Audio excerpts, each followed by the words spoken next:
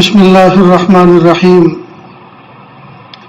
الحمد للہ وکفی وسلام علی عبادہ الذین اصطفی اما بعد اعوذ باللہ من الشیطان الرجیم بسم اللہ الرحمن الرحیم وذکر فإن الذکرى تنفع المؤمنین سبحان ربک رب العزة عما یصفون وسلام علی المرسلین والحمد للہ رب العالمین اللهم صل على سيدنا محمد وعلى آل سيدنا محمد وبارك وسلم اللهم صل على سيدنا محمد وعلى آل سيدنا محمد وبارك وسلم اللهم صل على سيدنا محمد وعلى آل سيدنا محمد وبارك وسلم۔ اللہ رب العزت نے ہمیں اپنی قدرت کاملہ سے پیدا فرمایا۔ اللہ تعالیٰ چاہتے یہ ہیں کہ بندے اس طرح سے زندگی گزاریں جس طرح اللہ پاک نے زندگی گزارنے کا حکم دیا، اور اس راستے پر نہ چلیں، اس راستے پر نہ جائیں جس راستے پر جانے سے اللہ نے منع کیا۔ اگر ہم اللہ تعالیٰ کی اطاعت کر کے بات مان کر زندگی گزاریں گے تو دنیا میں بھی کامیاب ہوں گے اور آخرت میں بھی کامیاب ہوں گے، اور اگر اللہ تعالیٰ کی نہ مان کر زندگی گزاریں گے تو دنیا میں بھی نقصان اٹھائیں گے اور آخرت میں بھی نقصان اٹھائیں گے۔ اب یہ مرتب زندگی ہم کس طرح سے گزاریں، اللہ تعالیٰ کے حکموں کے مطابق ہم زندگی کس طرح سے گزاریں، اللہ ہم سے راضی ہو جائیں، اس کی ابتدا کہاں سے کریں؟ تو دیکھو، قرآن پاک کے مطالعے سے اور قرآن پاک میں غور و خوض کرنے سے اور پیارے محبوب صلی اللہ علیہ وسلم کی احادیث مبارکہ کی تلاوت کرنے اور پڑھنے سے پتہ چلتا ہے کہ انسان اپنی اصلاح کی ابتدا اپنی ذات سے کرے۔ قوا انفسکم واہلیکم نارا، انسان اپنی اصلاح کی ابتدا اپنی ذات سے کرے۔ کب تک دوسروں کو دیکھتے رہیں گے، کب تک کوڑتے رہیں گے، جھنجھلاتے رہیں گے، جلتے رہیں گے، دوسروں کی نااہلی کو دیکھ کر، دوسروں کی بدعملی کو دیکھ کر، دوسروں کی بے راہ روی کو دیکھ کر انسان کو چاہیے کہ وہ اپنی خبر لے۔ مثال کے طور پر یہ 400-500 کا جو مجموعہ بیٹھا ہوا ہے، اگر یہ افراد ہر ایک بندہ اپنی اصلاح کی فکر کرے تو یہ افراد سارے کے سارے منجھے مجھائے ہو جائیں گے کہ نہیں؟ اور اگر یہ اپنی اصلاح نہ کرے، ہر ایک دوسرے پر تنقید کرے، ہر ایک دوسرے پر تبصرہ کرے، ہر ایک دوسرے کی جاسوسی کرے، تو بجائے معاشرہ سدھرنے کے اور معاشرے میں بگاڑ پیدا ہوگا، انتشار پیدا ہوگا، نفرتیں پیدا ہوں گی۔ اللہ پاک نے ہر انسان کے اندر جو ذاتی طور پر خوبیاں رکھی ہیں تو آدمی ان سے تو فائدہ نہیں اٹھائے گا، البتہ ایک ایک چیز سے نفرت کر کے ایک دوسرے سے متنفر ہو جائے گا،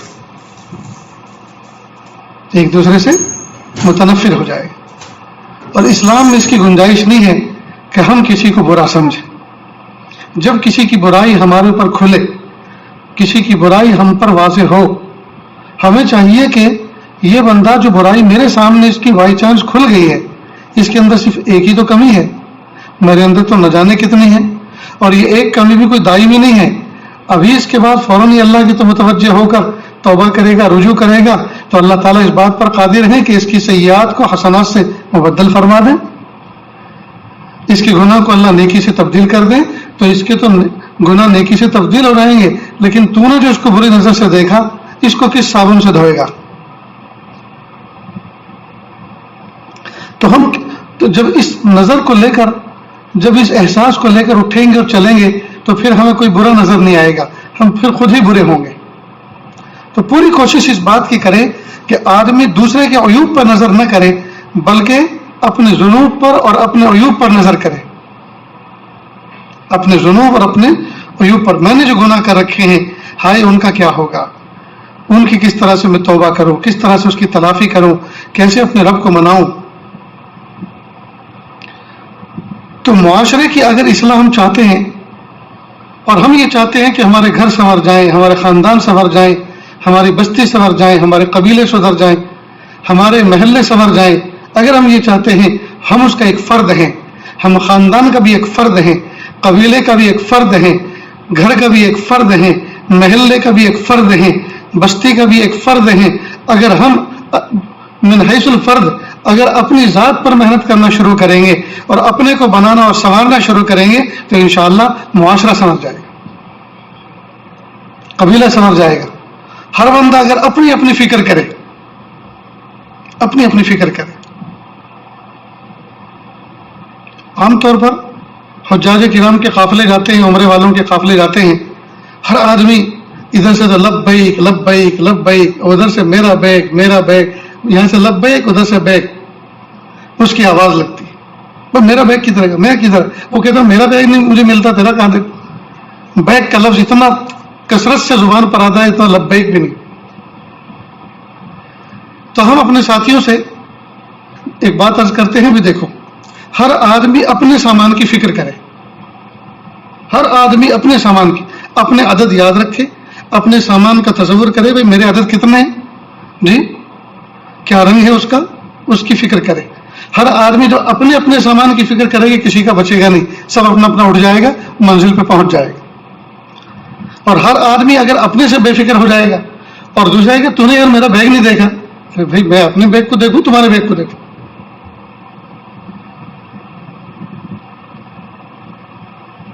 اسی طرح ہر آدمی اگر اپنی ذاتی فکر کرے گا تو کام سنور جائے گا. اور ہر آدمی اپنے کو چھوڑ کر بس اگر منہ اٹھا کے سب کو دیکھتا رہے گا، یار وہ آیا تو خانقاہ میں، دیکھو نا کس طرح کھا رہا ہے، اس کے چال کے ٹھکانا نہیں، اس کے بیٹھنے کے ٹھکانا نہیں، کیسے گھوم رہا ہے، کیسا غافل ہے. پھر وہ کسی اور کی طرف اشارہ کر کے گیا، اس کو تو دیکھ. اس کا مطلب یہ کہ یہ سب کو دیکھ رہے ہیں، اپنے کو نہیں دیکھ رہے. یا ان کو یہ پتہ نہیں ان کو بھی کوئی دیکھ رہا ہے اور وہ ان کا رب ہے. تو بگاڑ کہاں سے ہو رہا ہے؟ جب یہ آنکھیں دوسروں کو دیکھتی ہیں. اور سدھار کہاں سے شروع ہوگا؟ جب ہم اپنے آپ کو دیکھنا شروع کریں گے. یہاں سے ابتدا ہوگی سدھار کی. تو دوستو بہت دیکھ لیا دوسروں کو، بہت تنقید کر لی، تبصرے کر لیے دوسروں پر، بہت حقیر سمجھا دوسروں کو. ہم کب اپنے آپ کو گنہگار سمجھیں گے؟ کب اپنے آپ کو ناقص سمجھیں گے؟ کب اپنے آپ کو سنوارنے والا سمجھیں گے؟ سنوارنے کے لیے اپنی ضرورت کو محسوس کریں گے. جس دن سے یہ فکر لگ جائے گی انشاءاللہ کام بننا شروع ہو جائے گا. تو کریں گے نا انشاءاللہ اس کی فکر. آج چونکہ ایک نکاح بھی ہے تو یہ جو سنورنے اور سنوارنے کی بات ہے اور یہ جو آپس میں فکریں کرنے کی بات ہے، اسی سے متعلق یہ ازدواجی زندگی بھی عام طور پر دیکھا جا رہا ہے. جتنے نئے نئے رشتے ہو رہے ہیں، جتنی نئی نئی دلہن بن کر دوسرے گھروں میں جا رہی ہیں، بہت سارا بگاڑ آتا جا رہا ہے. اور اس کی وجہ یہ ہے کہ نکاح سے پہلے قاعدہ بغدادی، قاعدہ نورانی، احسن القواعد پڑھا، اردو کی کتابیں پڑھی، ناظرہ قرآن پاک پڑھا، بہشتی زیور پڑھا، مسئلے مسائل پڑھے. لیکن آپس میں کس طرح سے رہنا سہنا ہے، ازدواجی زندگی کے بعد میاں بیوی پر ایک دوسرے کی ذمہ داری اور حقوق کس طرح سے عائد ہوتے ہیں اور اس کا کس طرح سے آپس میں نپٹارا کرنا ہے، اس کو نہ کسی نے سمجھایا نہ سمجھنے کی کوشش کی.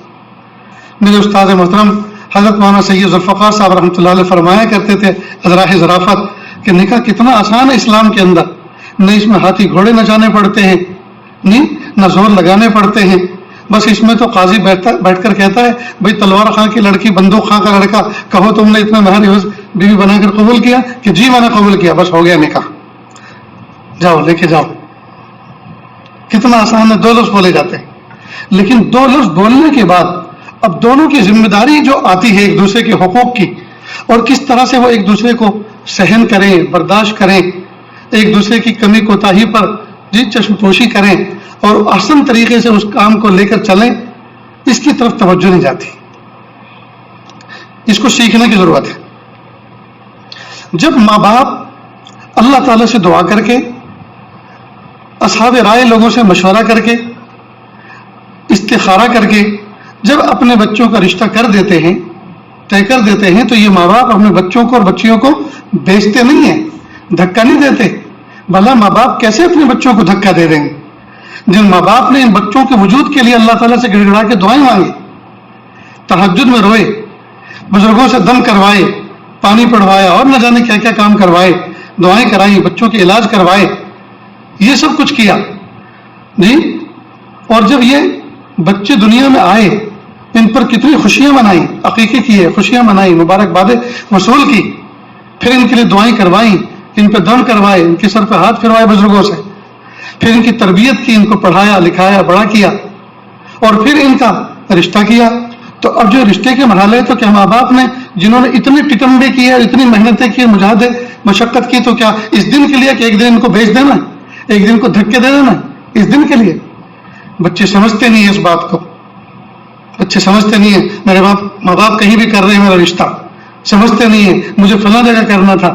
ارے بھائی تم کل کی پیداوار ہو، تمہارے ماں باپ تم سے 3 گنا بڑے، نہ جانے انہوں نے کتنی ٹھوکریں کھا رکھی ہیں، نہ جانے کتنی دھوپ چھاؤں دیکھ رکھی ہے، نہ جانے اس طرح سے کتنے رشتے جڑتے ہوئے ٹوٹتے ہوئے دیکھ رکھے ہیں.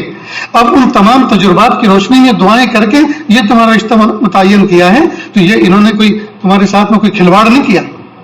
تو بچوں کو خوش ہونا چاہیے اور اللہ سے یہ دعا کرنی چاہیے کہ پیارے اللہ، میرے ماں باپ نے جہاں کر دیا اسے انہوں نے بہتر سوچ کر اور دعا کر کے اور خیر مانگ کر کیا ہے، میرے پیارے اللہ اس فیصلے پر مجھے بھی خوش رہنے کی توفیق عطا فرما. بچوں کو تو یہ دعا کرنی چاہیے. لیکن عجیب بات ہے، آج کے دور میں جو عیب ہے اس کو ہنر سمجھ رہے ہیں، اور جو ہنر ہے اس کو عیب سمجھ رہے ہیں.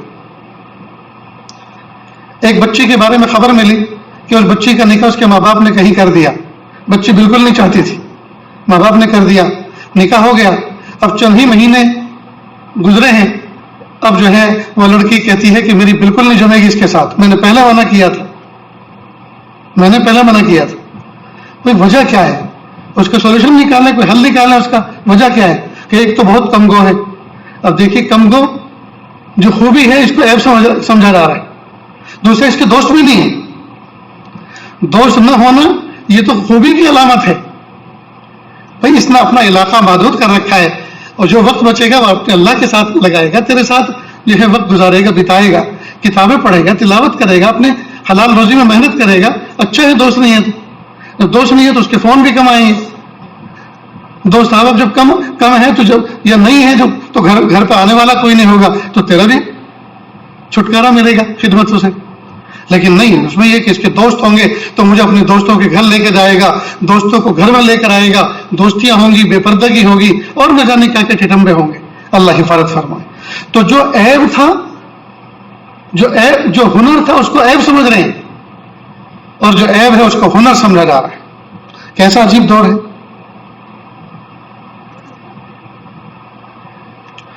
تو جب ماں باپ کسی رشتے کو کوئی بچیوں کا طے کر دیں، اس پر دونوں کو اللہ تعالیٰ سے خوش اظہار کرنا چاہیے، تشکر کے جذبات دکھانے چاہیے، اور اللہ کے سامنے کہیں میرے پیارے اللہ، ماں باپ نے رشتے کر دے ہیں لیکن ابھی ہمیں مناسبت نہیں ہے، میرے پیارے اللہ مناسبت پیدا کرنا بھی تو آپ کا کام ہے، اللہ جی عافیت کے ساتھ مناسبت پیدا فرما دیجیے. اس لیے کہ جہاں مناسبت ہوتی ہے وہ بھی تو گوشت پوش کا بنا ہوا انسان ہوتا ہے نا، وہ بھی تو 2 ہاتھ 2 پیر والا ہوتا ہے، اور یہ بھی ایسا ہی ہے. تو جب اس سے مناسبت اجنبی سے مناسبت ہو سکتی ہے یا وہاں امکان ہے تو یہاں کیوں نہیں؟ تو جو ذات ادھر مناسبت پیدا کر سکتی ہے وہ ادھر بھی تو کر سکتی ہے، لہذا اللہ سے مناسبت مانگے. اور پیارے اللہ اگر یہ میرے حق میں خیر نہیں ہے اور یہاں مناسبت بھی نہیں ہو رہی تو پیارے اللہ آپ جانتے ہیں اس کو، یا اللہ مجھے ان سے بہتر اور ان کو مجھ سے بہتر عطا فرما اور عافیت کے ساتھ جان چھڑائیے. اللہ تعالیٰ ایسے سبیل پیدا کرنے پر قادر ہے. چنانچہ نکاح سے پہلے بہت سارے ایسے حالات ہو جاتے ہیں کہ بھائی جو رشتہ ہم نے ہوا تھا، ہم نے آپس میں متعین کیا تھا، اس میں بظاہر خیر نظر نہیں آ رہی ہے. اللہ سے ہم دعا کرتے ہیں اللہ تعالیٰ آپ کے بچے کے لیے اچھا انتظام فرمائے، اور آپ ہمارے لیے دعا فرمائیں کہ اللہ ہماری بچے کے لیے بھی کوئی انتظام فرمائے. ختم بات. جب نکاح ہو جائے، اب یہاں 1-2 مرحلے ہیں. کئی مرتبہ نکاح پہلے ہو جاتا ہے اور رخصتی بعد میں ہوتی، کچھ مصلحتیں ہوتی ہیں اس کی، کچھ رشتہ داروں کو جمع کرنا ہوتا ہے، کسی کا انتظار ہوتا ہے، کسی محسن کو بلانا ہوتا ہے، بہرحال جو بھی ہوتا ہے ایسا، پر نکاح پہلے کر لیتے ہیں، رخصتی بعد میں ہوتا. تو میری درخواست ہے ان بچوں سے جو ایسا کرنے جا رہے ہیں، جن کا ایسا ہونے جا رہا ہے، کہ وہ نکاح کرنے کے بعد اپنی منکوحہ سے فون پر رابطہ غائبانہ نہ کرے. اس میں بہت گہری مصلحت ہے. ہرگز فون پر رابطہ نہ کرے، اس لیے کہ انسان کے ساتھ نفس اور خواہشات لگی ہوئی ہیں. کئی مرتبہ فون پر گفتگو شروع ہوتی ہے اور خیر خیریت سے شروع ہو کر آگے فحش گوئی تک بات پہنچتی ہے. اور صرف اتنا ہی نہیں ہوتا بلکہ رخصتی سے پہلے کئی مرتبہ ایک دوسرے کے کپڑے اتر جاتے ہیں اور فوٹو آ جاتے ہیں.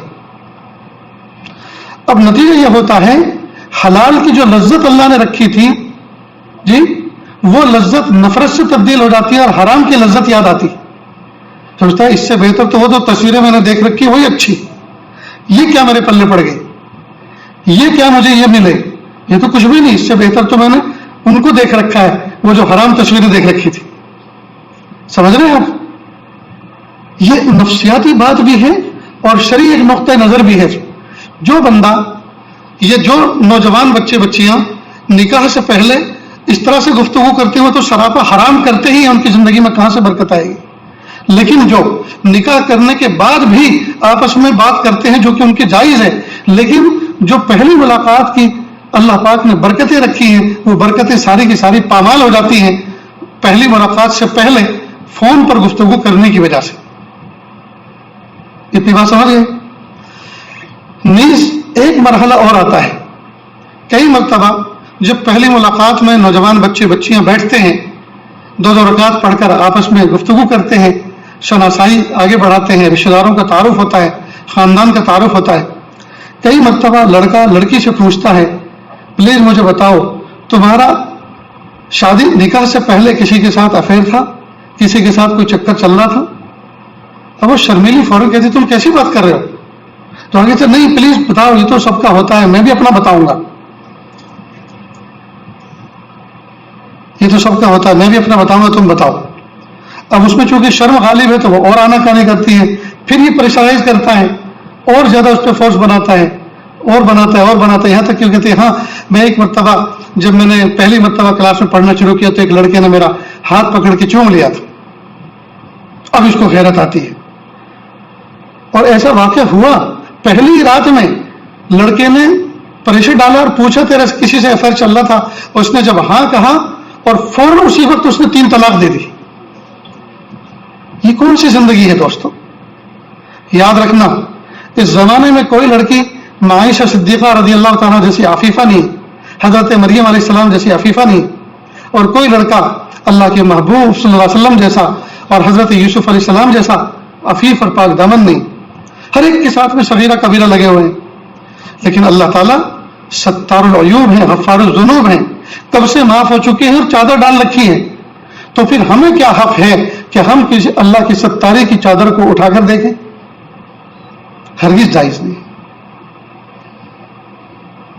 کیوں ہم تجسس کر رہے ہیں؟ کیوں ہم ڈپ میں جا کر باتیں پرانی اکھاڑ رہے ہیں جس پر اللہ تعالیٰ نے مغفرت کا اور معافی کا اعلان کر رکھا ہے؟ یہ بھول کبھی بھی نہ کریں، اس لیے کہ انسان کی طبیعت ایسی ہے کہ اس کو غیرت آ جاتی ہے. کئی مرتبہ تربیت نہیں ہوتی، خواہ کی غیرت اٹھا لیتا ہے اور نتیجہ یہ ہوتا ہے کہ پھر اپنی بیوی کو اپنی نظروں سے گرا دیتا ہے، اپنے دل سے گرا دیتا ہے اور کئی مرتبہ اپنے گھر سے نکال دیتا ہے. ہرگز یہ کام نہ کریں. اس کے علاوہ میاں بیوی دونوں کو چاہیے کہ دونوں ایک دوسرے کی عزت نفس کا خیال رکھیں. عزت نفس کا خیال رکھیں. اگر شوہر عالم ہے، شوہر متقی ہے، عالم ہے، بیوی کو چاہیے کہ بہت سارے وہ لباس جو جائز ہیں لیکن بحیثیت اس کے کہ اس کی اضافت ایک عالم کے ساتھ ہے تو اس کے اوپر اس کی عالمیت پر، اس کی ثقافت پر حرف نہ آئے. اس کو چاہیے کہ وہ جائز حرکت بھی نہ کرے. ایسا لباس جو جائز ہے وہ بھی نہ پہنے جو اس کی ثقافت کے خلاف ہے کہ لو یہ بزرگ ہیں، یہ عالم ہیں، یہ قاری ہیں اور یہ مفتی ہیں اور ان کی بیوی تو دیکھو کیسا پہنتی. حالانکہ وہ جائز لباس ہے لیکن اضافی اعتبار سے، اس کے مرتبے اور مقام کے اعتبار سے وہ ذرا فٹ نہیں بیٹھتا. تو احتیاط کریں، اس کی احتیاط کریں. اسی طرح جوتے چپل میں بھی ایسا فیشن جس کو اوباش قسم کے لوگ یا آوارہ قسم کے لوگ یا بے حیا قسم کا استعمال کرتے ہیں، اپناتے ہیں، وہ بھی نہ اپنائیں. اس لیے کہ یہ آپ دونوں کے جوڑے کے وقار کے خلاف ہے، ثقافت کے خلاف ہے۔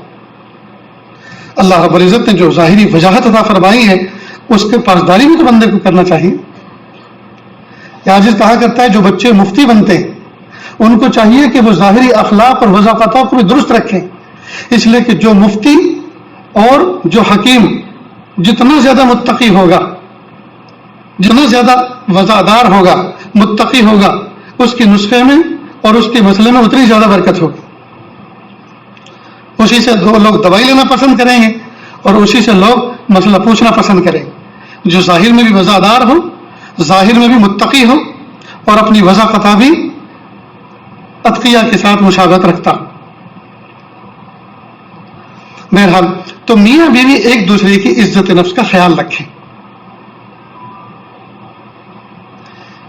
نیز اگر شوہر کی آمدنی کم ہے، ذرائع آمدنی اس کے محدود ہیں، یا فی الحال وہ والدین کے ساتھ محبتوں کے ساتھ زندگی گزار رہا ہے اور والدین اس کی کفالت کر رہے ہیں، تو پھر بیوی کو چاہیے کہ وہ ذرا اپنی خواہشات کا، تمناؤں کا دامن سمیٹ کے رکھے۔ کئی مرتبہ بیوی تنگی کے گھر میں نکل کر آتی ہے، تنگی میں وقت گزارا ہوتا ہے، لیکن نکاح ہوتے کے ساتھ ہی وہ یہ سمجھتی ہے کہ بس میری ساری تنگیاں اب ختم ہو گئی، اب تو یہ میری ساری وسعت پوری کر کے دے گا۔ اس وقت یہ نہیں دیکھتی کہ تنگی میں تھی تو کن حالات میں تھی اور کون جو ہے وہ کفالت کر رہا تھا، اور ہم اس کی کفالت کا، اس کی تنگی کا کس طرح سے پاس اور لحاظ رکھتے تھے۔ وہی تنگی آج بھی ہے، وہی تنگی آج بھی ہے۔ نکاح ہوتے کے ساتھ ہی ایک دم وسعت تو نہیں آ جایا کرتی، لہٰذا جس طرح تقوی کے ساتھ، جس طرح جو رجوع اللہ کے ساتھ ہم اپنے گھر، اس گھر میں رہتے تھے، آج بھی ہمیں اسی رجوع کے ساتھ رہنا ہے، اور جیسے اللہ پاک وہاں کی تنگی کو دور فرمائیں گے، اللہ یہاں کی بھی تنگی کو دور فرمائیں گے۔ اللہ غفور رحیم ہے اور اللہ تعالیٰ دینے والے، اللہ حالات کو بدلنے والے۔ لیکن کئی مرتبہ دیکھا یہ گیا ہے، یہ میں کسی کو پرٹیکولر پن آؤٹ کر کے کہنے، ذہن میں کوئی تصور کر کے کسی واقعے کو یا کسی گھرانے کو یہ بات نہیں کہہ رہا، عام طور پر چونکہ بچے آتے ہیں لمبے لمبے روکے لکھ کر، داستان درد و غم لکھ کر لاتے ہیں، اور اس میں موجود ہوتا ہے یہ سب حالات کہ حضرت ہماری بیوی جو ایسے غریب گھرانے سے تعلق رکھتی ہے، لیکن آتے کے ساتھ ہی اس کے نقش نین بدل گئے، شادی بیاہ میں کچھ ہدیے تحفے دوست احباب میں دیے تھے، اب اس کو سمجھ رہی ہے کہ یہ میری ملکیت تھی، میں نے اس کو لا کے دیے، اور آئندہ میں اس سے وہ ایسی توقع رکھ رہی ہے، حالانکہ میری تنخواہ، میری آمدنی بالکل اس کی اجازت نہیں دے رہی۔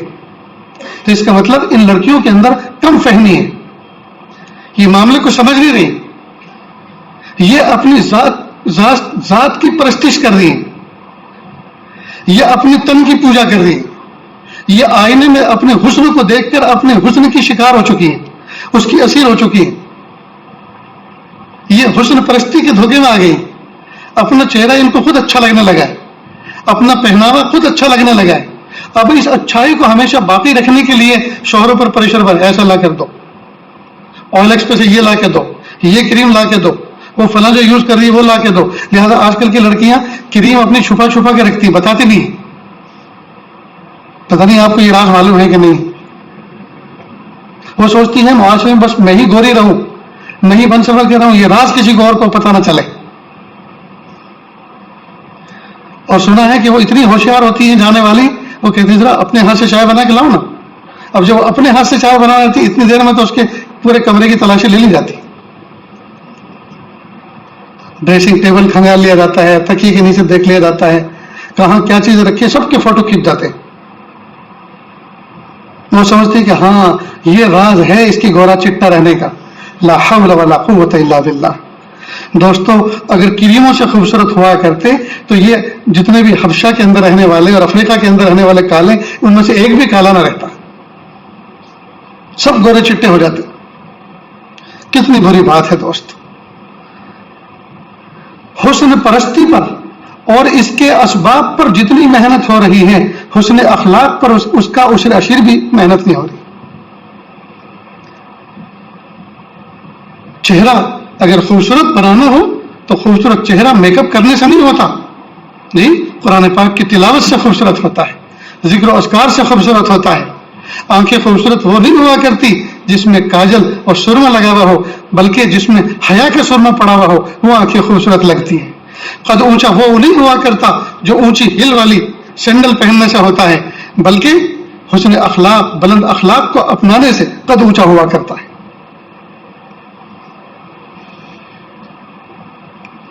تو شادی بیاہوں کے اندر نکاح کے بعد یہ سب مراحل آتے ہیں. شوہر کو چاہیے وہ خود بھی متقی رہے، نمازوں کا اہتمام کرے، سنن نوافل کا اہتمام کرے، ذکر و اذکار کا اہتمام کرے، تلاوت کا اہتمام کرے، تبھی تو اپنی بیوی سے کہہ سکے گا. کئی مرتبہ ماں کہتی ہے بھائی اپنی بیوی کو کہو نا قرآن شریف پڑھے، تم کہو. تم کیوں کہو؟ اس لیے کہ خود کہنے کا موئی نہیں ہے. بھائی خود پڑھتا ہو اس کے سامنے تب تو وہ کہہ سکتا ہے دیکھو میں بھی تلاوت کر رہا ہوں، آپ بھی پڑھو، آپ بھی بیٹھ جاؤ، ساتھ میں کرتے ہیں. ایک ساتھ میں دونوں کا ایک پارا ہو جائے گا، دونوں کا ایک ساتھ سورہ کہف ہو جائے گی، دونوں کا ایک ساتھ 1000 مرتبہ درود شریف ہو جائے گا، چلو بیٹھتے ہیں. یہ کب کہے گا؟ جبکہ خود کرتا ہو. خود تو کرتا نہیں، کہتا ماں باپ سے کہتا تم کہو. یہ کتنی بری بات ہے دوست. تو اپنے عملی پہلو کو اپنی بیوی کے سامنے مضبوط کرے تبھی وہ کہنے کے قابل رہے گا. جب اپنا عملی پہلو کمزور رکھے گا زندگی بھر کبھی اپنی بیوی کو نہیں کہہ سکے گا. اتنی بات یاد رکھنا، یہ نفسیاتی بات ہے. تو شوہر کو چاہیے نکاح کے بعد اپنے عملی پہلو کو مضبوط کرے، نیز خود جلدی اٹھنے کی کوشش کرے، بیوی کو اٹھائے اور بیوی کو اس بات کا مکلف کرے پیاری مجھے تو اٹھانے کے ثواب مل رہا ہے، تم بھی تو حاصل کیا کرو. کئی مرتبہ میں تھکا ہارا ہوتا ہوں، میں سوچتا ہوں کہ آج میں جی بھر کے سو لوں تم مجھے اٹھاؤ. اب جب میں اسی فکر کے ساتھ سوؤں گا کہ مجھے اٹھانا ہے تو میری نیند پوری نہیں ہوگی، میری ٹینشن رہے گا اسی کا. تو میں چاہتا ہوں کہ میں سکون سے سو جاؤں لیکن اٹھانے کی ذمہ داری تمہاری. یہ کب کہے گا؟ جبکہ وہ پہلے خود بھی اٹھا چکا ہوگا. نیز دوستوں صاف ستھرا رہنے کا مزاج بنائیں. آج کل نوجوان لڑکے لڑکیوں میں یعنی نئی نویلے دلہا دلہن جو کپل ہوتے ہیں ان کے اندر نفرتیں اس لیے بھی ہو رہی ہیں کہ یہ آپس میں صاف ستھرے نہیں رہتے. شوہر یہ تو چاہتا ہے کہ بیوی لہکتی مہکتی ہو لیکن یہ نہیں سمجھتا کہ بیوی بھی کی تو کچھ تمنائیں ہیں، وہ بھی تو چاہتی ہے میرا شوہر لہکتا مہکتا ہو. خود مثال کے طور پر گیریج میں کام کرتا ہے، اگر یہاں کوئی ہو تو برا نہ مانے، میں اس کو نہیں کہہ رہا، ایک عام بات کہہ رہا ہوں. آپ تو ماشاءاللہ بہت اچھے ہوں گے. گیریج میں کام کرتا ہے. اب گیریج میں کام کرنے والے آپ جانتے ہیں کتنے خوبصورت ہوتے ہیں، ان کے لباس وغیرہ، جی گریس لگا ہوا ہے، آئل بکھرا ہوا ہے، ہاتھ کالے ہیں. وہ ان کے تو کالے ہیں جن سے وہ مسافر کرتے ہیں ان کو بھی کالا کر دیتے ہیں. اب اسی لباس کے ساتھ لیٹ نائٹ گھر میں آتا ہے اور اسی میں سوتا ہے. اور بیوی پہلو ہے، اب چاہتا ہے کہ مجھے محبت کی نظر سے دیکھے. اب گریس میں سنے ہوئے شخص کو محبت کی نظر سے کون دیکھے گا؟ خود کے جسم میں مرے ہوئے کتے جیسی بدبو آ رہی. کتنی بری بات ہے دوست. اسلام نے نظافت نصف الایمان، الطہارۃ شطر الایمان، اور کما قال علیہ الصلوۃ والسلام، پاکی اور صفائی اسلام کا آدھا حصہ ہے. کون اس پر عمل کرے گا؟ میں اور آپ نے عمل کریں گے تو کون اس پر عمل کرے گا؟ اللہ کے محبوب صلی اللہ علیہ وسلم کی ہر ادا، ہر تعلیم قابل عمل ہے، قابل اختیار ہے. چنانچہ اب چاہیے کہ دونوں صاف ستھرے رہیں، اور بہتر یہ ہے کہ شام کے وقت، یہ صبح تو اس کا مطلب یہ نہیں کہ دن بھر گندے رہیں، شام کے وقت زیادہ صفائی کا اہتمام کریں، اس لیے کہ دونوں کے ملنے کا وقت یہ شام کا وقت ہے. شوہر کے جب آنے کا وقت ہو گھر میں، اس وقت وہ باتھ لے کر، غسل کر کے، ہلکا پھلکا میک اپ کر کے، کپڑے صاف ستھرے کر کے تیار رہے، اس لیے کہ اس کو دیکھنے والی ہستی، جی اس کا قرب حاصل کرنے والی ہستی جس کو شوہر کہتے ہیں، اس کے آنے کا وقت ہو چکا ہے. اب عام طور پر دیکھا گیا ہے کہ عورتیں اسی وقت کام لے کر بیٹھتی ہیں، جھاڑو پوچھا لے کر بیٹھتی ہیں، اسی وقت بال بکھیرتی ہیں، اسی وقت دوپٹہ گلے میں ڈالتی ہیں جب شوہر کا آنے کا وقت ہوتا ہے. اور وہ ایسی جھاڑو دے رہی ہوتی ہیں کئی مرتبہ یہ بھی پتہ نہیں چلتا یہ اپنے والی ہے یا کام والی. یہ غلط بات ہے دوست. شوہر کے آنے سے پہلے سارے کے سارے کام سمیٹ لیں اور اس بات کی کوشش کرے کہ ان کا دروازے پہ استقبال کرے، ان کا سلام وصول کرے، ان کے ہاتھوں میں سامان اس کو لے لے، ان کو پانی پیش کرے، جیسا جیسا موسم ویسا بیہیو کرے. ٹھنڈی ہے کافی پیش کرے، چائے پیش کرے، گرمی ہے لیمو کا پانی پیش کرے، جیسا جیسا موقع ہو. ان کے نہانے کے لیے کپڑے چین کرنے کے لیے سارے کپڑے نکال کے باتھ روم میں لٹکا کے رکھے کہ دیکھو ڈول بھری ہوئی ہے، کپڑے لٹکے ہوئے ہیں، غسل کر لیجیے۔ اب ظاہر ہے کہ جیسے غسل کر کے آئے، شام کا کھانے کا وقت ہے، ناشتے کا فوراً جو بیوی اس طرح سے اپنے شوہر کو ڈیل کرے گی اور لے کر چلے گی، شوہر کا دماغ خراب ہے کہ وہ کسی اور کے ساتھ افیئر کرے۔ تو اس بیہیو میں دونوں کی طرف سے کمی کوتاہی ہوتی ہے، شوہر بھی بہت اس میں کوتا واقع ہوتا ہے اور بیوی بھی بہت کوتا واقع ہوتی ہے۔ عام طور پر شوہر اچھے کپڑے پہنے گا سب کچھ، لیکن جوتے چپل جو رولے ہوئے ہیں، انہیں سب پر جنہوں نے پیر رکھ رکھے ہیں، وہ الٹے پڑے ہوئے ہیں، وہ سیدھا کرے گا اور پہن کے چل پڑے گا۔ حالانکہ جو آدمی دیکھتا ہے، اور آدمی سلیقہ دیکھتا ہے کسی کا، تو ٹوپی سے لے کر چپل تک دیکھتا ہے کہ یہ کیا، وہ اپنی نظروں کی زاویے میں ساری کی ساری چیزوں کو رکھتا ہے۔ ایک مرتبہ میں کسی کے گھر گیا، اس کی بیوی نے اس کو تانا دیا کہ تو نے اپنے شیخ کو نہیں دیکھا، اپنے استاد کو نہیں دیکھا، دیکھو ان کے چپل کیسے ہیں، ان کے جوتے کیسے ہیں، اور کئی مرتبہ اٹھا کے پھینک دیا اس نے، لیکن وہ لایا اٹھا کر سیڑھی لگا کے دوسرے چھت پر، اور اس کو بزرگی سمجھتے ہیں، اس کو کمال سمجھتے ہیں کہ چپل چل تو رہے ہیں، تو چپل پہننے کی ضرورت ہے، ایسے بھی تو چلتے ہیں، چلنا تو پھر یہ بھی تو ایک سلیقہ ہے۔ نیز بیوی کو یہ بھی چاہیے کہ شوہر کا دل جیتنے کے لیے ان کے گھر کے باہر نکلنے سے پہلے شور ایک کے اندر اگر اس کے جوتے رکھے ہو تو ان کو پالش کر دے، ان کو صاف کر دے کہ میرے شوہر جائیں گے صاف ستھرے جوتے چپل پہن کر جائیں۔ جی کوئی آدمی یہ کہنے والا، انہیں سب چیزوں میں کئی مرتبہ بیوی کا اندازہ لگا لیتے ہیں لوگ کہ گھر میں بیوی ہے یا ٹی وی ہے، یہ صرف دیکھنے کی ہے، ٹی وی تو دیکھنے کا ہوتا ہے نا، صرف دیکھنے کی ہے یا اس کے کچھ اثرات بھی متعدی ہوتے ہیں کہ نہیں؟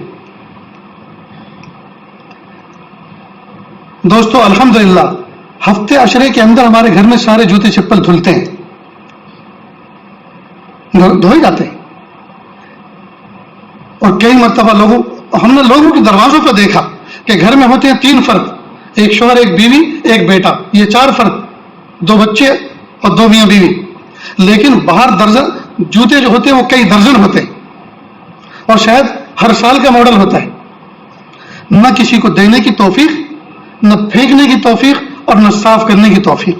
کتنی بری بات ہے دوست، کتنی بری بات، اللہ کی نعمت کو کیسے اٹکا کے روک کے رکھا ہے۔ اس لیے اس کا خاص اہتمام کریں۔ تو بیوی کو چاہیے کہ شوہر اگر باہر نکل رہا ہے تو جو شوہر صاف ستھرے، جس نے کبھی اپنی زندگی میں اپنے جوتے پہ چپل صاف نہیں کیے اور بیوی اس کو صاف کر کے دے تو اس کی اس بات کی قدر تو ہوگی نا۔ جب بھی کبھی جوتے کی طرف نظر جائے گی تو احساس تو ہوگی نا کہ بیوی نے صاف کر کے دیے تو دیکھو پھر خراب ہو گیا، میں ان کو سنبھال نہ سکا۔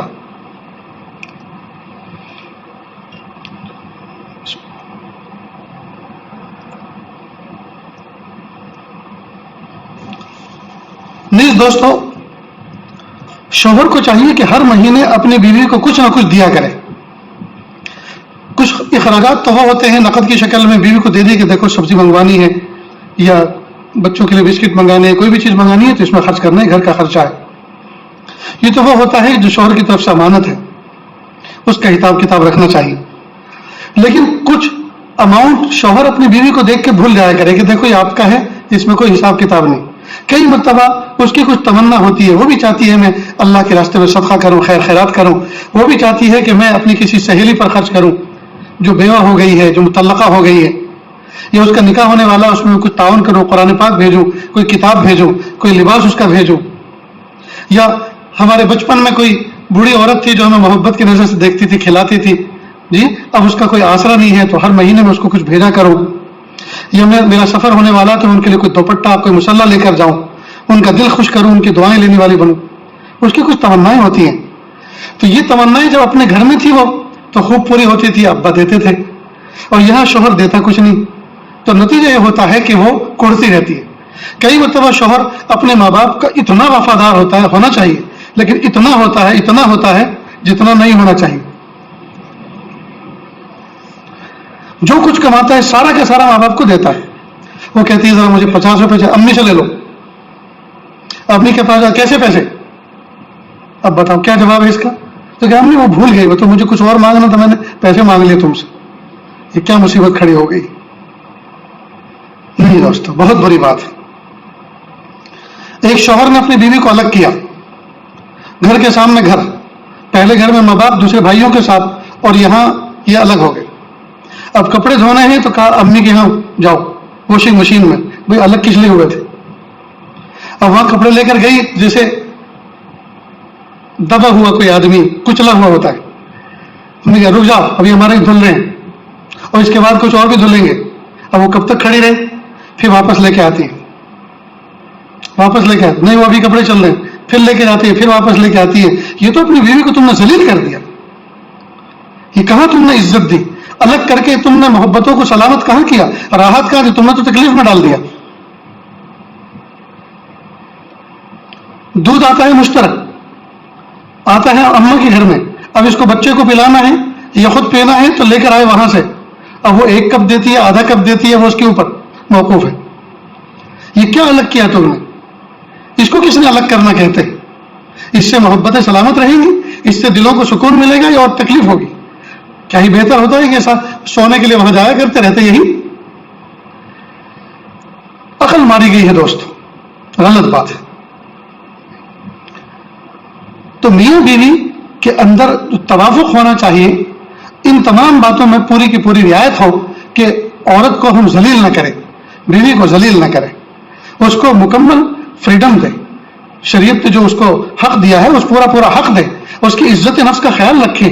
اور نیز وہ چونکہ آئی ہے ایسے گھر سے جہاں حیثیت اس کی بیٹی کی تھی، وہاں پیار تھا، محبت تھا اور کام کا بوجھ نہیں تھا.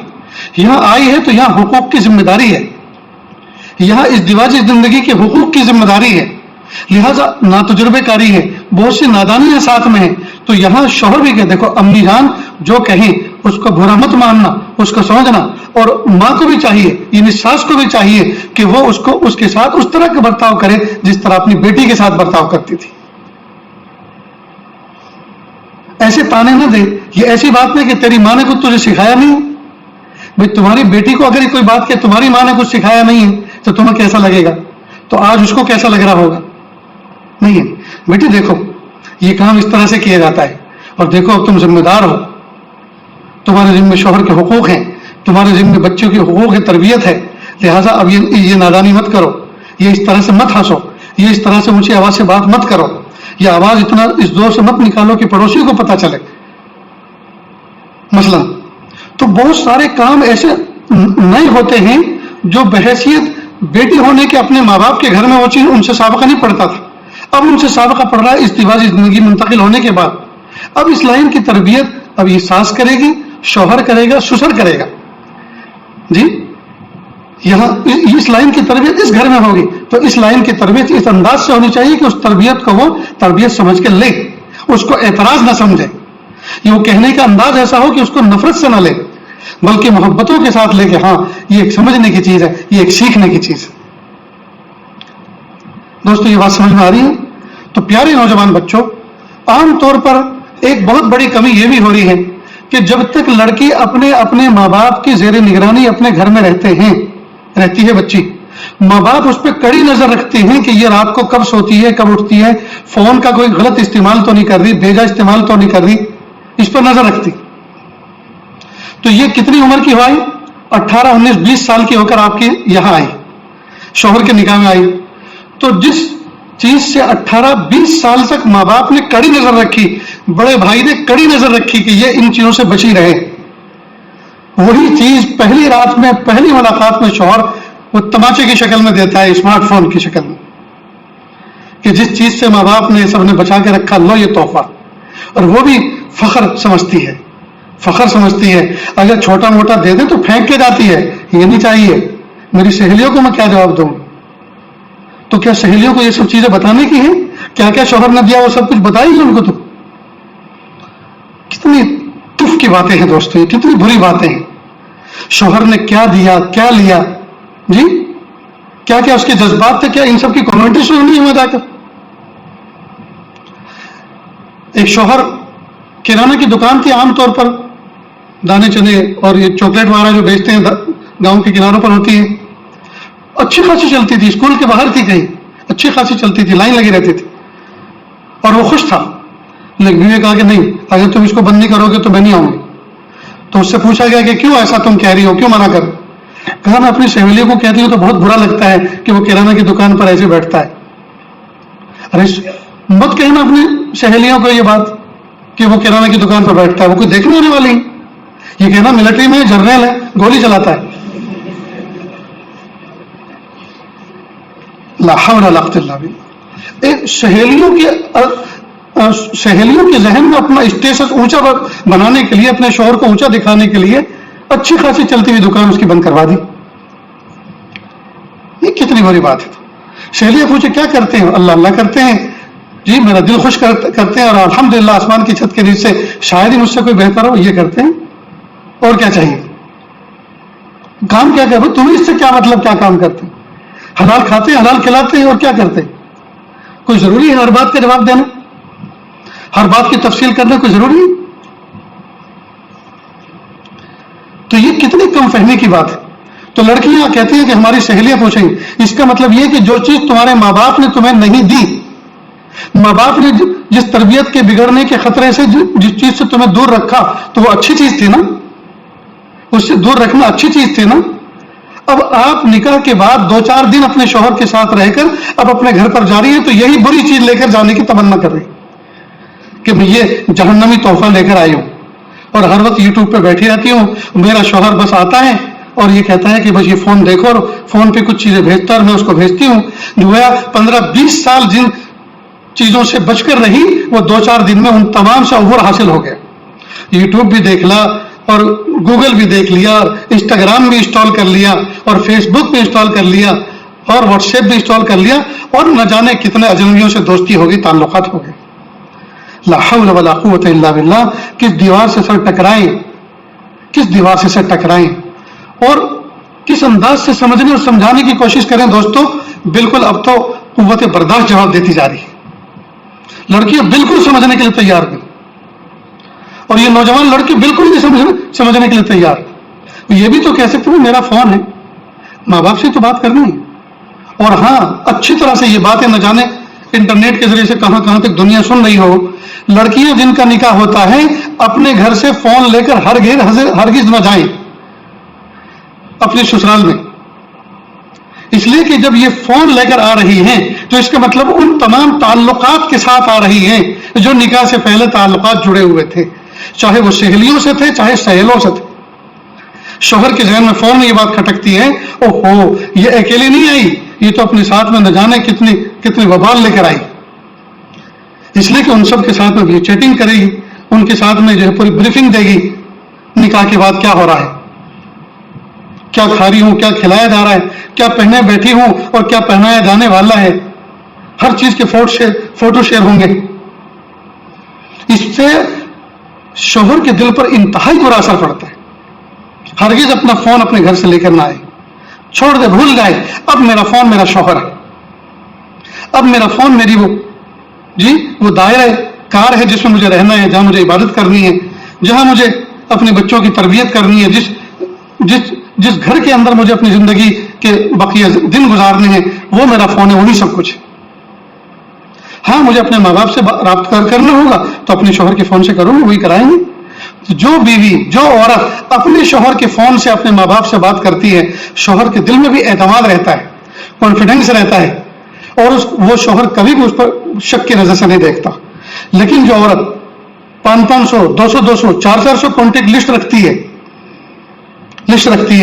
شوہر کے، اسی وقت سے اس پر جو ہے شک کھانے لگتا ہے کہ جس کے اتنے سارے علائق ہوں، اتنے سارے تعلقات ہوں، کیا کچھ بات نہیں ہوتی ہوگی، کیا کچھ یہ سیکھتے نہیں ہوگی، کیا کچھ یہ دیکھتے نہیں ہوگی، کیا کچھ یہ بات نہیں کرتی ہوگی. یہی سے دل کے اندر کھٹاس پیدا ہو جاتا ہے.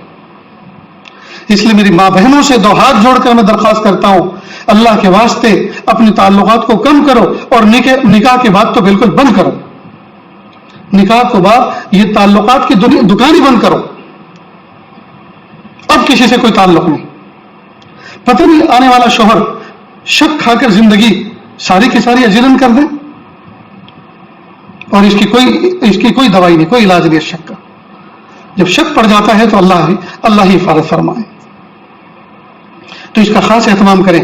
تو فون کا ناجائز استعمال نہ کریں، فون کا بیجا استعمال نہ کریں، فون کے اندر وابستگی نہ کریں. جو کچھ دیکھنا ہے، کھانا پکانا سیکھنا ہے، شوہر کے ساتھ بیٹھو، مجھے کچھ دکھاؤ، کوئی چینل آتے ہیں اس طرح کے، ان کو دکھاؤ کہ کھانا بنانا کیسا ہوتا ہے، اور کہ آپ بھی دیکھو، اس لیے کہ میں بھی سیکھوں گی، تم بھی سیکھو، صرف مجھے ہی نہیں پکانا، کبھی کبھی تم بھی بنا لو، محبتوں کا ماحول بھی بنے گا، وہ بھی سیکھے گا۔ اس لیے کہ شوہر کے لیے کھانا پکانا سیکھنا کوئی حرام تو ہے نہیں، سیکھنا چاہیے۔ ہمارے ایک دوست ہیں، شاید یہی بیٹھے ہوئے ہوں گے، ان کے شوہر نے، وہ جو دوست ہیں وہ شوہر ہیں اپنی بیوی کے، تو ایک مرتبہ اتنا شاندار سالن بنایا کہ سبحان اللہ، بیوی نے کہا بس اب آپ روزانہ آپ ہی بنایا کریں، یہ تو بہت اچھا بنا، ایسا تو ہم سے کبھی بنا ہی نہیں، اب یہ ذمہ داری آپ ہی بنایا کریں۔ تو انہوں نے اپنا تجربہ سنایا کہ کئی مرتبہ بہت اچھا بنا دینا بھی مصیبت کھڑی کرتا ہے۔ اللہ ان کو بہت اچھا رکھے۔ بہرحال میرے بھائیوں، یہ جو بات میں نے شروع کی نا، فرد کی اصلاح، ہم اپنی ذات سے کام کا آغاز کریں، اور اپنی ذات کے ساتھ ساتھ پھر دوسری ذات جو جڑتی ہے وہ اپنی بیوی کی ہوتی ہے جی۔ وَأَنذِرْ عَشِيرَتَكَ الْأَقْرَبِينَ، پھر اب جو ہے یہ متعدی ہوگی آپ کی اصلاح، آپ خود صالح ہوں گے، خود نیک ہوں گے، خود باعمل ہوں گے، خود پرہیزگار ہوں گے، خود متقی ہوں گے، خود پابند صوم و صلات ہوں گے، ہر چیز کا آپ کا ایک نظام ہوگا، آپ اسی نظام کے تحت اپنی بیوی کو بھی ڈھال سکیں گے۔ اور اگر آپ کا کوئی نظام الاوقات نہیں ہے تو یاد رکھنا اس کا بھی کوئی نظام الاوقات نہیں ہوگا۔ آپ کا سونے کا کوئی نظام نہیں ہوگا تو اس کا بھی اٹھنے کا کوئی نظام نہیں ہوگا۔ آپ سونے جاگنے میں بے احتیاطی کریں گے تو آپ کس پھوٹے منہ سے اس کو کہیں گے کہ تو احتیاط کر۔ آپ صاف ستھرے نہیں رہیں گے تو آپ اس سے کیا توقع کر سکتے ہیں وہ صاف ستھرا رہے۔ آپ کے معاملات خراب ہوں گے، آپ کے فون میں دنیا بھر کی لڑکیوں کے فوٹو ہوں گے، دنیا بھر کی ہنسی مذاق کے فوٹو ہوں گے، تو پھر آپ اس کے فون کو کیا چیک کر سکیں گے اور کیا دیکھ سکیں گے، اور کیا اس کو کہہ سکیں گے کہ دیکھو بہت برا۔ ہم دونوں ایک دوسرے کو دیکھ لیا کریں، ہم دونوں ایک دوسرے کے لطیفوں میں شریک رہیں، تو یہی کافی ہے، دوسروں کو دیکھنے کی ضرورت نہیں ہے، یہ حلال ہے وہ سب حرام ہے۔ لیکن دوستو یہ ہوگا تب جب ہم اپنی فکر کریں، بیوی بھی اپنی ذات کی فکر کرے، مجھے صفات والا بننا ہے، مجھے باکمال بننا ہے، مجھے نمازی تہجد گزار بننا ہے، مجھے قرآن پاک کی تلاوت کرنے والا بننا ہے، مجھے اپنے کام خود سمیٹنے ہیں، مجھے اپنے کپڑوں کو باتھ روم سے نکال کر خود ڈسٹ بین میں ڈالنا ہے، مجھے اپنے کپڑوں کو واشنگ مشین میں خود ڈالنا ہے۔ ہر آدمی اگر اپنے کام کی ذمہ داری لے لے تو دوستو یہ بھی ایک دوسرے کے ساتھ میں کتنا بڑا تعاون ہوتا ہے۔ ہر آدمی اپنی ذمہ داری کام کی اگر لے لے تو یہ بھی دوسرے کے ساتھ کتنا بڑا تعاون ہوتا ہے۔ جیسے کسی بزرگ نے فرمایا تھا کہ بھائی آپ مدارس کے ساتھ، مکاتب کے ساتھ، خانقاہوں کے ساتھ تعاون کریں، اپنا تعاون پیش کریں، اور سب سے بڑا تعاون یہ ہے کہ آپ مخالفت نہ کریں، آپ مخالفت نہ کریں۔ تو عائلی زندگی، خاندانی زندگی گزارنے میں ایک کمال یہ بھی ہے کہ اگر کسی کا ساتھ نہ دے تو کم از کم اپنا کام تو نبھائیں۔ اگر کسی کی تعریف نہیں کر سکتی پھوٹے منہ تو کم از کم اس کی برائی تو نہ کریں، بے ضرر بن کر رہیں۔ اور کئی مرتبہ کہتے ہیں الحمدللہ ہمارے گھر میں تو ایسی بہو آئی ہے، کسی کے ساتھ کوئی لین دین نہیں، کوئی معاملہ نہیں ہے، بس اپنے کام میں مگن ہے، اور ہم خوش ہیں کہ اپنا کام تو نپٹاتی، اپنا کام تو نپٹاتی۔ تو دوستو اس بات پر اس کا فکر کریں، اس کا اہتمام کریں کہ ہم اپنے کاموں کی ذمہ داری خود لیں، اپنے لیے اپنی ذات کو کسی پر بوجھ نہ بنائیں، بوجھ نہ بنائیں۔ دوسرا یہ کہ اپنی ذات کی اصلاح کی فکر کریں، اپنی اصلاح کی فکر کریں۔ اسی کے آئینے میں دوسرے والا اپنی تصویر دیکھنا شروع کرے گا کہ جب یہ ایسا ہے تو مجھے کیسا رہنا، اور جب خود ایسا ویسا ہوگا تو پھر سامنے والا تو بگڑنا یقینی۔ اس کا خاص اہتمام کریں۔ نیز میاں بیوی کو ایک دوسرے کی عزت نفس کا پورا خیال رکھنا چاہیے۔ اگر بیوی عالمہ ہے اور شوہر عالم نہیں ہے بلکہ ایک عامی ہے تو اس کا اس بات کا خیال رکھنا چاہیے کہ میری بیوی کل کتابی تعلیم کرے گی، میری بیوی دین کا کوئی حلقہ لگائے گی، تو جب گھر میں آنے والی بچیاں ہوں گی تو آخر ہمیں بھی تو سمجھیں گے، ہمیں بھی تو دیکھیں گے کہ ان کے شوہر تو ایسے ہیں، یہ تو فاسق و فاجر کی طرح رہتے ہیں، یہ تو لباس میں پہننے میں احتیاط نہیں کرتے، یہ تو گھر میں آنے جانے میں بھی احتیاط نہیں کرتے، تو پھر وہ کیا دین کی تعلیم لے کر جائیں گے؟ اور یہ عالمہ ہونا پھر کیا کام کا ہوگا جو اپنی ذات سے نفع کسی کو نہ پہنچا سکے، اور نفع نہ پہنچنے میں شوہر کی بدعملی کا بہت بڑا دخل ہوگا۔ تو شوہر کو چاہیے کہ اس کی عزت نفس کا خیال رکھے۔ اسی طرح شوہر اگر عالم ہے اور بیوی عالمہ ہے یا عامی ہے تو اس کا پورا خیال رکھے کہ لوگ اس کی نسبت پر مجھے دیکھتے ہیں کہ یہ فلاں عالم کی بیٹی ہے، یہ فلاں عالم کی بیوی ہے، یہ فلاں عالم کے نکاح میں ہے، دیکھو یہ فیشنیبل کیسی کیسی چیز استعمال کرتی ہے، یہ کس طرح سے بیہیو کرتی ہے، یہ کس طرح زبان درازی کرتی ہے، یہ کیسے کیسا بولتی ہے، جی یہ اتنا بھی خیال نہیں رکھتی. یا پھر یہ لوگ کہیں گے کہ وہ اپنی بیوی کو نہ سنبھال سکے تو دوسروں کو کیا سکھاتے ہوں گے. اس سے ان کی نفع رسانی میں ضرر پیدا ہوگا، تو اس کا خاص خیال رکھیں. تو ان چند باتوں پر عمل کریں گے نا دوستوں. تو شوہر کو چاہیے کہ ہر مہینے اپنی بیوی کو کچھ نہ کچھ دے کر بھول جایا کرے، تاکہ وہ اللہ کے راستے میں اپنی مرضی سے کچھ خرچ کر سکے. نیز صاف ستھرا رہنے میں ایک دوسرے کا تعاون بھی کریں، اور صاف ستھرا رہنے میں ایک دوسرے کو ترغیب بھی دلائیں، اور خود صاف ستھرا رہنے کا اہتمام کریں. پڑوسیوں کے ساتھ حسن سلوک کریں، پڑوسیوں کے ساتھ حسن سلوک کریں. اگر پڑوس میں کوئی غریب ہے اس کی عزت اس کا خیال رکھیں. ہمارے بزرگوں نے اس بات کا خیال کیا کہ اگر آپ کے پڑوس میں کوئی یتیم بچے رہتے ہیں، غریب ہیں، تو آپ پھل کھا کر چھلکوں کو دروازے کے باہر جو کوڑا دان بنا ہوتا وہاں مت پھینکیں، اس لیے کہ ان بچوں کی نظر پڑے گی تو ان کو اپنے ماں باپ یاد آئیں گے، کاش ہمارے ماں باپ ہوتے تو ہمیں بھی فروٹ لا کے کھلاتے. اگر آپ اپنے بچوں کو کھلونا دے کر کھلانا چاہتے ہیں تو بہتر ہے کہ چھوٹا موٹا کھلونا ان یتیم بچوں کے لیے بھی لے آئے. اور اگر آپ اس قابل نہیں ہیں تو پھر اپنے بچوں کو کہیں کہ وہ بچے کھلونا لے کر باہر کھیلنا نہ جائیں، اس لیے کہ ان بچوں کو اپنے ماں باپ یاد آ جائیں گے، ان کا دل ٹوٹے گا. غرض یہ کہ ہم اپنی زندگی کو اس طرح سے مینٹین کریں کہ ہماری زندگی سے، ہمارے بیہیو سے، ہمارے برتاؤ سے کسی کا دل نہ ٹوٹے. جس کا خیال رکھیں گے نا دوستو. اللہ تعالیٰ سے دعا ہے، اللہ تعالیٰ من حیث الفرد حضور پاک صلی اللہ علیہ وسلم کا بحیثیت امتی ہونے کے اللہ تعالیٰ ہمیں اپنی اصلاح کی فکر کرنے کی توفیق عطا فرمائے. وآخر دعوانا ان الحمد للہ رب العالمین.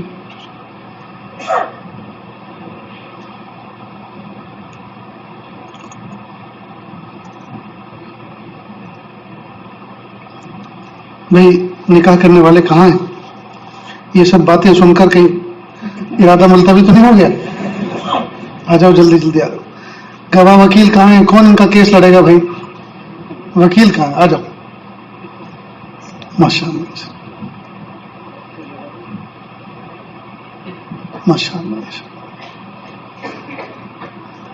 الحمد للہ.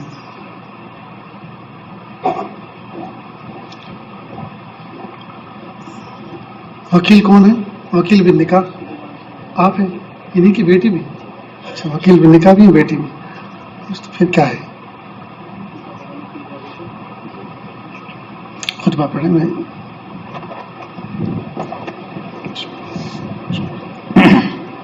یہ خطبہ سننا واجب ہے دوستوں. خطبہ تو سننا تھا لیکن اس کو سننا واجب ہے، جیسے جمعہ کو خطبہ سننا واجب ہوتا ہے، اس لیے غافل نہ رہیں اور سنیں. الحمد لله نحمده ونستعينه ونستغفره ونؤمن به ونتوكل عليه ونعوذ بالله من شرور أنفسنا ومن سيئات أعمالنا من يهده الله فلا مضل له ومن يضلله فلا هادي له ونشهد أن لا إله إلا الله وحده لا شريك له ونشهد أن سيدنا ومولانا محمدا عبده ورسوله أما بعد فأعوذ بالله من الشيطان الرجيم بسم الله الرحمن الرحيم يا أيها الناس اتقوا ربكم الذي خلقكم من نفس واحدة وخلق منها زوجها وبث منهما رجالا كثيرا ونساء واتقوا الله الذي تساءلون به والأرحام إن الله كان عليكم رقيبا وقال الله تبارك وتعالى يا أيها الذين آمنوا اتقوا الله حق تقاته ولا تموتن إلا وأنتم مسلمون. وقال الله تبارك وتعالى يا أيها الذين آمنوا اتقوا الله وقولوا قولا سديدا يصلح لكم أعمالكم ويغفر لكم ذنوبكم ومن يطع الله ورسوله فقد فاز فوزا عظيما. وقال سيدنا رسول الله صلى الله عليه وسلم النكاح من سنتي. وقال وأتزوج النساء فمن رغب عن سنتي فليس مني.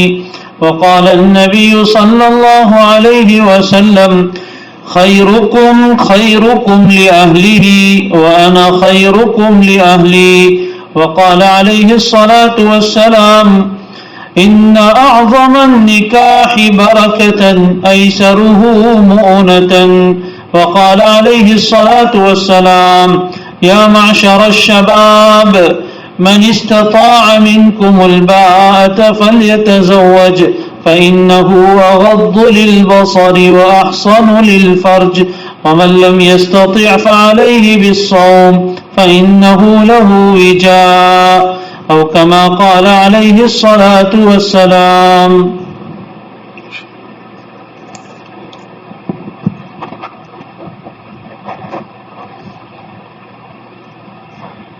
رخصتی کب ہے جی؟ اچھا بعد میں.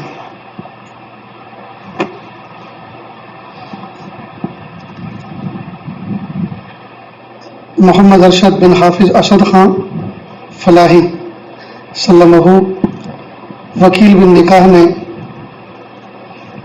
صالحہ فردوس بنت سلیمان شاہ صاحب کی ذات کو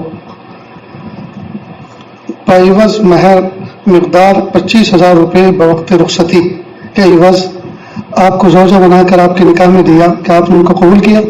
جی میں نے قبول کیا. بارک اللہ فیک. الحمدللہ اللہ کا لاکھ لاکھ شکر احسان ہے کہ نکاح وجود میں آیا. ہم ان طرفین کے لیے یعنی لڑکے اور لڑکی کی ذات کے لیے اور اسی طرح سے دونوں خاندان والوں کے لیے دل سے دعا کرتے ہیں اللہ تعالیٰ اس نکاح کو ان کے خاندان میں جوڑ کا باعث بنائے، ذریعہ بنائے، نیک نسل انسانی کی افزائش کا ذریعہ بنائے. اور اس محفل میں نہ جانے کتنے نوجوان بچے اور ماں باپ ایسے بیٹھے ہوئے ہیں جن کے بچے بچی عمر کو پہنچ چکے ہیں. وہ اس تمنا کے ساتھ آئے ہیں کہ ہم بھی دعا کروائیں گے اپنے بچوں کے لیے جائز رشتوں کے لیے. تو ہم سب کے لیے دعا کرتے ہیں کہ اللہ تعالیٰ سب کو نیک صالح جوڑے اور رشتے میں لائے اور سنت کے ساتھ سادگی کے ساتھ نکاح کرنا اللہ پاک آسان فرمائے. کچھ حضرات بیت ہونے کے لیے سائے ہیں. یہ آج اس بیت کے کلمات پڑھتا ہے، آپ میرے پیچھے پیچھے پڑھتے چلیں. بسم اللہ الرحمن الرحیم. لا الہ الا اللہ محمد الرسول اللہ صلی اللہ علیہ وسلم. اشہد ان لا الہ الا اللہ واشہد ان محمدا عبدہ ورسولہ. استغفر اللہ ربی من کل ذنب واتوب الیہ.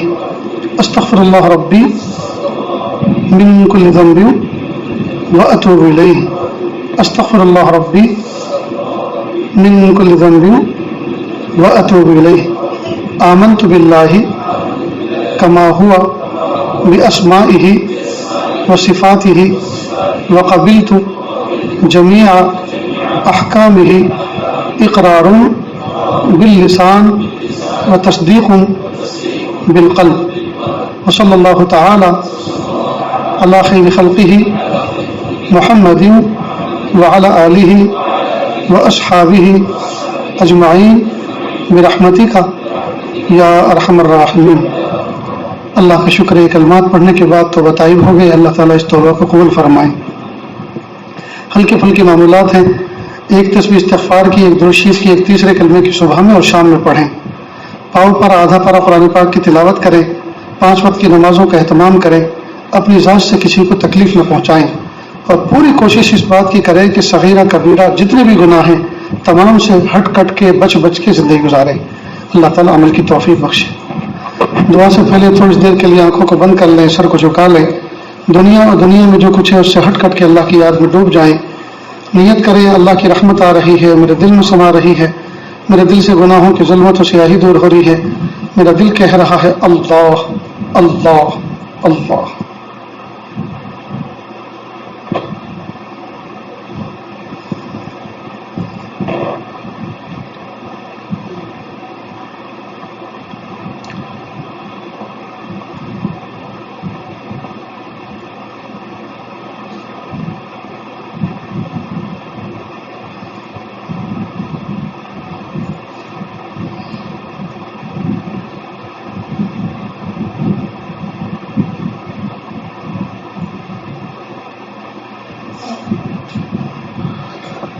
ہوا وہ ہرس والا دل بدل دے، میرا غفلت میں ڈوبا دل بدل دے۔ ہوا وہ ہرس والا دل بدل دے، میرا غفلت میں ڈوبا دل بدل دے۔ بدل دے دل کی دنیا دل بدل دے، بدل دے میرا رستہ دل بدل دے۔ گنہگاری میں کب تک عمر کاٹوں، خدایا فضل فرما دل بدل دے۔ گنہگاری میں کب تک عمر کاٹوں، خدایا فضل فرما دل بدل دے۔ سنو میں نام تیرا دھڑکنوں میں، مزہ آ جائے مولا دل بدل دے۔ مزہ آ جائے مولا دل بدل دے۔ پڑا ہوں دروں پہ تیرے دل شکستہ، رہوں کیوں دل شکستہ دل بدل دے۔ رہوں کیوں دل شکستہ دل بدل دے۔ تیرا ہو جاؤں اتنی آرزو ہے، بنا لے اپنا بندہ دل بدل دے۔ بنا لے اپنا بندہ دل بدل دے۔ ہوا وہ ہرس والا دل بدل دے، میرا غفلت میں ڈوبا دل بدل دے۔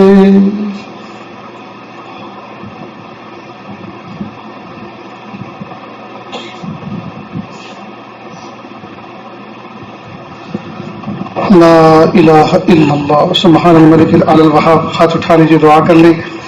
بسم اللہ الرحمن الرحیم، الحمد للہ رب العالمین، الرحمن الرحیم، مالک یوم الدین، ایاک نعبد و ایاک نستعین، اہدنا الصراط المستقیم، صراط الذین انعمت علیہم غیر المغضوب علیہم ولا الضالین، آمین یا رب العالمین۔ پیارے اللہ، ہم ظاہر میں آپ کے بندے اور بندیاں ہیں، حقیقت میں نہایت گندے ہیں۔ اللہ ہمارے دلوں کی گندگی کو دور فرما، ہمیں اپنی بندگی کا سلیقہ عطا فرما، شرمندگی والے کاموں سے ہماری حفاظت فرما، برے دن سے، بری بات سے، بری رات سے، برے انجام سے ہماری حفاظت فرما، سوء خاتمہ سے ہماری حفاظت فرما۔ یہ ہاتھ اٹھائے جانے کے قابل نہیں اور یہ زبان کو سوال کرنے کے قابل نہیں۔ آپ سے نہ مانگے تو کس سے مانگیں، آپ سے سوال نہ کریں تو کس سے سوال کریں۔ ایک کمزور ایک قوی کے دروازے پر، ایک سائل ایک سخی کے دروازے پر، ایک محتاج ایک غنی کے دروازے پر حاضر ہے۔ میرے پیارے اللہ، ہمیں اپنا بنا لیجئے، اللہ ہمیں اپنا بنا لیجئے، اللہ ہمیں اپنا بنا لیجئے۔ راہ چلتے ہوئے دشمن اسلام سے اگر مسجد کا پتہ پوچھے تو وہ بھی بتا دیتا ہے کہ مسجد ادھر ہے، یا سیدھے جاؤ، دائیں مڑو، بائیں مڑو، سیدھے چلو، سامنے دیکھو گے آپ کی مسجد نظر آئے گی۔ وہ بھی اس طرح سے گائیڈ کر دیتا ہے، راہ دکھلا دیتا ہے۔ میرے پیارے اللہ، زمانہ ہو گیا اہدنا الصراط المستقیم، اہدنا الصراط المستقیم کہتے ہوئے اور مانگتے ہوئے میرے پیارے اللہ راہ راست سجھا دیجیے، راہ راست سجھا دیجیے، راہ راست سجھا دیجیے، راہ راست سجھا دیجیے۔ میرے پیارے اللہ، پائے استقامت میں یا اللہ لغزش نہ آئے، پائے استقامت میں لغزش نہ آئے، یا اللہ پھسلنے نہ پائیں، ڈگمگانے نہ پائیں، لرزنے نہ پائیں، یا اللہ قائم و دائم رکھیے استقامت پر، راہ مستقیم پر قائم و دائم رکھیے، اللہ اپنا بنا لیجئے، اپنے کاموں میں لگا لیجئے۔ میرے پیارے اللہ، میرے پیارے رب، میرے پیارے رب، پیر کے ناخن سے لے کے سر کے بال تک گناہوں میں ڈوبے ہوئے، معصیت میں جکڑے ہوئے ہیں میرے پیارے اللہ، کچھ بھی ہیں آپ کے حبیب پاک صلی اللہ علیہ وسلم کی امت میں ہیں اور آپ کے بندے ہیں، یا اللہ ہمارے لیے اتنا ہی کافی ہے، آپ ہمارے رب ہیں میرے پیارے رب، ہمارے لیے اتنا ہی کافی آپ ہمارے رب ہیں، اور پیارے محبوب صلی اللہ علیہ وسلم ہمارے نبی ہیں۔ اللہ جی دنیا میں بھی کامیاب فرما دیجیے اور آخرت میں بھی کامیاب فرما دیجیے، اللہ محروم نہ فرمائیے، محروم نہ فرمائیے، محروم نہ فرمائیے۔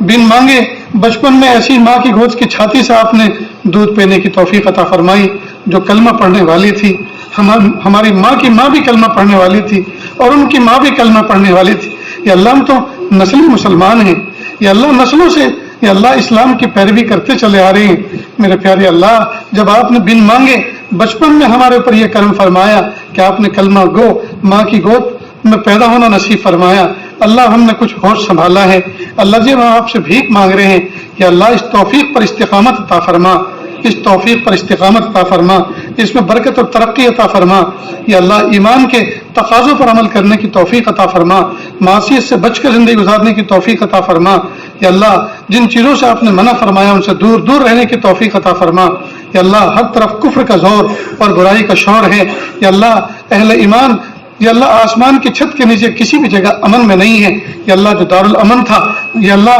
وہاں بھی امن کے لالے پڑے ہوئے ہیں میرے پیارے اللہ، رحم فرما دیجئے، ترس کھا لیجئے، ترس کھا لیجئے، یا اللہ رحمت کا معاملہ فرما دیجئے، عافیت کا معاملہ فرما دیجئے، امت کو عزت رفتہ عطا فرما، عظمت رفتہ عطا فرما، شان رفتہ عطا فرما، شوکت رفتہ عطا فرما میرے پیارے اللہ، اس امت کو خلافت رفتہ عطا فرما، یا اللہ پوری دنیا میں جہاں جہاں امت مسلمہ پر ظلم و ستم کے بادل منڈلائے ہوئے ہیں یا اللہ سب کو دفع دور کر دیجئے، یا اللہ تب سب کے حال پر رحم فرما دیجئے میرے پیارے اللہ، ظالموں کو ہدایت دے دیجئے، اور قسمت میں اگر ہدایت نہیں ہے کہ اللہ اس دھرتی کے بوجھ کو ہلکا کر دیجئے، اس دھرتی کے بوجھ کو ہلکا کر دیجئے، اس دھرتی کے بوجھ کو ہلکا کر دیجئے، اللہ ہم سب کو ایسا بنا دیجئے ہم آپ کو پسند آ جائیں، کہ اللہ اس محفل میں نہ جانے کتنے دکھیارے، نہ جانے کتنے غم کے مارے بیٹھے ہوئے ہیں، سب کے پیچھے داستان علم لگی ہوئی ہے، داستان رنج و غم لگی ہوئی ہے، کہ اللہ کوئی بیوی سے پریشان، کوئی خاندان سے پریشان، کوئی رشتہ داروں سے پریشان،